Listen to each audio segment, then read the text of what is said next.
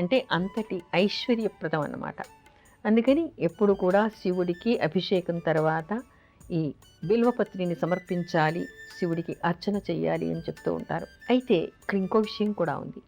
బిల్వార్చన చేయటం మాత్రమే కాకుండా ఐశ్వర్యం కావాలి అనుకున్నప్పుడు, గడ్డు సమస్యలతో ఉన్నప్పుడు, దరిద్రంతో బాధపడుతూ ఉన్నప్పుడు ఈశ్వరుడికి హోమం చేయటం, మహాలక్ష్మికి హోమం చేసేటువంటి పద్ధతులు కూడా కనపడతాయి.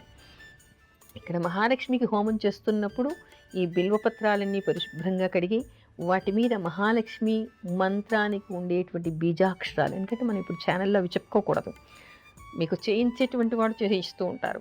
అలాంటి బీజాక్షరాలని గంధంతో వాటి మీద రాసి వాటిని నాటు ఆవు నెయ్యిలో ఉంచి శ్రీ సూక్త విధానంతో మహాలక్ష్మికి హోమం చేయాలి. అలా శ్రీ సూక్త విధానంతో హోమం చేయటం వలన తప్పనిసరిగా ఎలాంటి దరిద్రం ఉన్నా కూడా పోతుందిట, సిరి సంపదలు కలుగుతాయిట, ఈశ్వరానుగ్రహం కలుగుతుంది, మహాలక్ష్మి అనుగ్రహం కలుగుతుంది. ఎందుకంటే ఐశ్వర్యం ఈశ్వరాధీనం అంటారు, లక్ష్మి శివాత్మిక అంటూ ఉంటారు.